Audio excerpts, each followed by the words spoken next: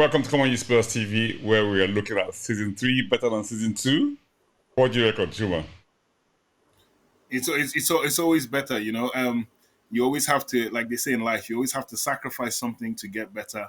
And Spurs sacrifice Ange Postecoglou, you know, a worthy sacrifice, a martyr, if you will. And here we are, season 3, better than season 2. Listen, I mean, people have kind of had this bit of a meltdown. Say, are Spurs going to sign anyone? And all of a sudden, we pull up two players, and really good players. And we're talking earlier on off screen and thinking, okay, Mohammed Kudus, Morgan Gibbs-White, okay, a bit of a weight on that one. But however, the moves came out. People didn't know about it. No one had any clue about those two coming up. And then next thing you know, boom, boom, boom.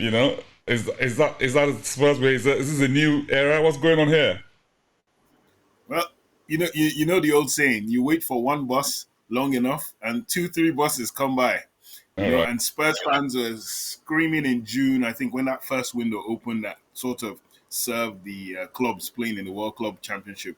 City and the rest did their moves early because they needed those players. Spurs fans were saying, what's going to happen? What's happening? Same old Spurs, same old Levy, same old Enoch. And, I wouldn't lie. I agree. I felt where these players coming from, we were linked to Iberichi Eze. We were linked to Semenya. We were sort of linked to Kudus, but not really that strongly. But these are the names. It was mostly everyone was going on Eze and Semenyo. That one of those two players would be a Spurs player by July. And longer we looked, we kept seeing, Iberichi Eze being linked to the people down Seven Sisters Road. And we never mentioned that names on this show, sorry. Carry on. The team that will not be mentioned. And we're going, what's going on here? And, how much of an embarrassment it would be. I think part of the thing that's quite interesting being a Spurs fan is kind of like the jubilation of being a Spurs fan, but also like the hint of embarrassment that might come on the other side as well. So Spurs to me, like we're like, Iberichi Eze might just embarrass Spurs by joining those lot down the road. But it was all good. Semenyo now signed a new contract with Bournemouth. And it's like, what's going on here? Our two top targets. And it's slot on us again. Exactly. And then we looked at it and we're like, what's going on? And then out of the blue, you get the news of Kudus, and it's just accelerated. Kudus, we're talking to Kudus. Kudus wants to again. Kudus made it clear. Then we're thinking because of there's a transfer domino happening because Chelsea were about to sell Noni Madueke, who was formerly of our parish, to the people down the road. So you see, the people down the road are playing a pivotal part in the transfer window this year. So yet another Chelsea player to join their ranks, and we're looking at if Chelsea now have that gap in their wide positions. Everyone felt they were coming in for Kudus for whatever reason, and I don't know why. And I have a couple of West Ham friends. They consider Spurs to be their rivals, but not rivals in the football sense, but rivals in terms of hatred. They just don't like us. And I think maybe the feeling is mutual with Spurs fans. I like West Ham. I enjoy watching West Ham. I also enjoy taking some of their best players. As you and I discussed off air, Freddie Canute, lovely guy. Jermaine Defoe, legend. Michael Carrick, brilliant player for us. And of course, their former captain, Scott Parker. We took them off West Ham and they served Spurs well. So West Ham have always been a great, quote unquote, breeding ground for great Spurs players. Sorry, West Ham. But yeah, so that's so in looking at that, I was like, yeah, it's a good deal for Spurs. And they tried to make it hard. They tried to bring other teams into it. But Kudus came out and made a statement that he was only looking at Spurs. And that destroyed any kind of leverage that West Ham had. And also, it was rumored or was alleged that West Ham needed to have £40 million in their coffers by the end of last week, I think, or something like, or the end of this week that just ended. If not, they would be in danger of like sliding into that whole PSR financial issue problem. And so it worked in Spurs' favor. £55 million plus add-ons. I think it's a steal. I think it's the steal of the summer unless, we see other things happen that you could say are greater moves. But so far, the player at right price, fits the needs of Spurs, wants to elevate his career under a new manager. Win, win, win. Yeah, I mean, as we talk about Mohammed Kudus' career and how he came along, and how he's sort of grown in leaps and bounds. Ghanaian international is well respected at least in the Ghanaian team, and it's like, I mean, possibly the biggest signing ever, largest transfer fee for a Ghanaian, in ever, and it's coming up to Tottenham. So I think this might change from common use Spurs TV Niger based to I think the Yeah, Ghanaian no, based. no. We're creating new Tottenham fans in Ghana as we speak. A lot of Ghanaians are going to be watching Spurs. There's already Ghana Spurs, so credit to them as well. They've put up some stuff online as well since he moved. But I think we're going to see a lot more an influx of more Ghanaian fans because he's there. He is their star boy. So Beautiful, beautiful. And I mean, I was having a bit of a banter on the on our Spurs forum, and we said, I mean, okay, fine, we have got these two players out of nowhere. The ITKs never knew about it, and no one sort of had an inkling how much work was going on in the background to get this, of course, to get new players in. For fans, the taste of the pudding is in the eating. You want to see the player. You don't want to know how much work goes on in the background to get into be unveiled. But having said that, people, I mean, someone like me said, why don't we go for more? I mean, hey, Oliver Twist, Oliver Twist, you the know, Oliver Twist syndrome. you might get Oshiman and or Adam Watson. What do you think? Well, first we go back to the Morgan Gibbs-White one, which is still, um, like you said before, it's a case of when, not if, because Mm, according to Nottingham Forest, Spurs breached some kind of confidentiality clause where we were not supposed to know the exact amount. But it's all about proving that Spurs did that, and I think that's where the problem arises for Nottingham Forest. Can you prove that Spurs illegally found out about your player's clause? And meanwhile, why keep a clause secret? If that's a player's clause, you tell the clubs, if unless you meet my 60, you're not going to get the player. So Nottingham Forest are in a bit of a no-win situation. They're just going to drag this out for a bit longer, and it's only going to just stop them getting the money and utilizing the money, and also stalling the player's career as well. So, in my opinion, Spurs haven't done anything wrong. I think we did. If you know anything about Daniel Levy, we know that he does things by the book. Sometimes, much to our annoyance, sometimes, and to our but chagrin, eh?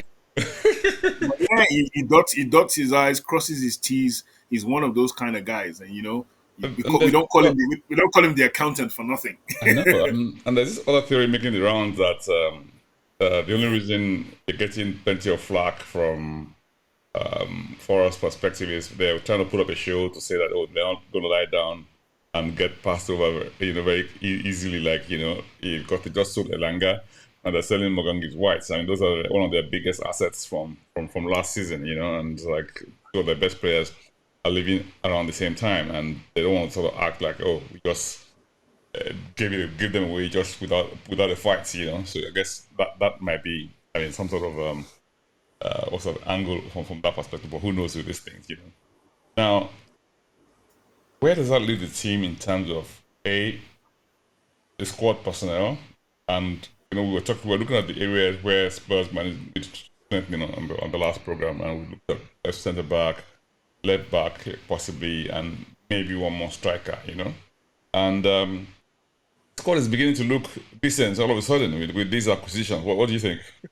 Yeah, I think the thing before, there's this thing. I always look at Guardiola as one of the trendsetters of football. Like him, loathe him, or being indifferent to Pep Guardiola, you have to admit that the guy, he sets trends, and his first trend was smaller squads. And Pochettino was of the same mindset as well, if you remember. Like just having like 24 players, 25 players, where they would always have constant games because you could rotate them, because you'd have like two. It wasn't about building big squads. But now the reverse has happened. And now you're seeing Pep building a big squad. You're seeing depth is a huge factor in football now. So for the very first time, I look at Spurs and we have we're building a squad whereby we have multiple options. Like just in terms of just that wide midfield alone, you're looking at Brennan Johnson, you're looking at Odebear, you're looking at Mano Solomon, who still hasn't gone. You're looking at Matisse Tell. You're looking at Heung-Min Son. You're looking at Kulusevski. You're not looking at Kudus. Like Yeah. those are a lot of names. Mikey Moore is still there, by Absolutely. the way. Absolutely. Central midfield, you've got Madison, you've got Donnelly, you've got Zuma, Gray, you've got Benton. Bentancur, you've got Sa, you've still got Bergval, you've got Donnelly now coming in, you've Yeah. got Divine coming in as well. You have Abbott as well, who I heard has been really, really good in training. It's a name I put out a lot for Spurs. Yeah. George Abbott went to Notts County, and I have a friend who is a Notts County fan, and he raved about this guy. Said, "I don't know what you guys are going to do with this boy, but this boy is going to be something." And I'm so pleased that I'm hearing reports in early preseason training that this guy is the fittest guy. He's also got every drill the kid is killing. So we don't know what's going to happen in that thing, but it's good to have options and be spoiled for choice as opposed to not having options. And I think that's where Spurs are going. And if you look at the ages, once again, the average age, you're looking at 25, 26. There are Sure. not too many old players at Spurs. And also the thing about buying Kudus and Morgan Gibbs-White, there's something we always used to talk about on the forum, which is Premier League experience, Yes. which is what Ange was talking about as well. Ange said we need more experienced players. And by going for Gibbs-White, here's a guy who has played championship football, Premier League football, has become an England international. You look at Kudus, Kudus has played in Holland, played in Norway, now come to England, done 2-3 seasons where his output has been good. He understands the league. And that's a whole different mindset in the way Spurs are operating. And it's looking decent. Like 17th, no more. I think. Everyone knows that was an aberration of the season. There's no value in going back there. I mean, this is season three, and the protagonist has been killed off, and we're expecting much better than two going forward. Now, I think that has given the team a bit of positive energy going to the new season. And of course, there's a lot of people have been watching the World Football Club competition, right? And looking at PSG, I'm thinking, my, my goodness, these guys are Oof. just Oof. something else. Right. What are our prospects? Are we going to have to count the number of goals in double figures against us, or are we just going to look for a big surprise? I mean, that's the what do you reckon? I mean, Let's see what they do to Chelsea on Sunday, because you see that Chelsea match is pivotal, because I look at it this way. PSG have blown teams away, like literally blown them away, blown them off the pitch.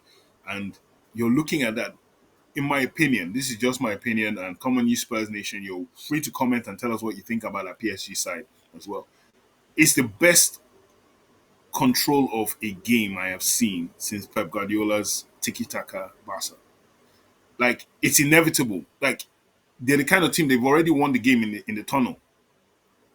They come on the pitch and you see that little guy, Vitinha, just running things. Jean Neves next to him, Fabian Ruiz, their midfield three. I just have no words for them. And then Usman Dembele, who was for all intents and purposes, we just knew him as a winger that was good but never lived up to his potential, has become this false nine god, small g god, that just presses, collects the ball, scores, assists. Ashraf Hakimi as a right back. I don't even know if he's a right back because he's in the box most of the time. Like, and then you have that left back, Nuno that Mendes, who that just Mendes breaks guy lines. is just He breaks brutal. lines. It's He just brutal. It's just immense. so you look at them, but Chelsea are just that team. I hate to say this. I hate to give Chelsea praise. But Chelsea are just that team. They're just that, what's the word, jammy team that will just sit back, soak it up, and one break and they just pop. And that's the kind of thing I see happening to PSG is they can dominate a game. If they don't finish the team off early, that team has a chance. And it's a one-off final. We are hoping they'll get tired from all the goals they'll load in this in this tournament. Like, one or two niggles, they don't have that much holiday, and they come in and they meet a Spurs side that are fresh off preseason. And we just pray, fingers crossed. But anything can happen in a final. PSG are favorites, Spurs are the underdogs. But my goodness, should Spurs win two trophies in the space of 6 months, I mean, we're on our way. that will be tremendous. But hey, we'll see how it all goes. But it's been great talking, and let's just have a quick recap and just have a look. Say, okay, fine. Got these new players coming in, right? What do we expect to go on before preseason starts? Because it looks like we clearly want to get our players in as quickly as possible from the indications that we have now.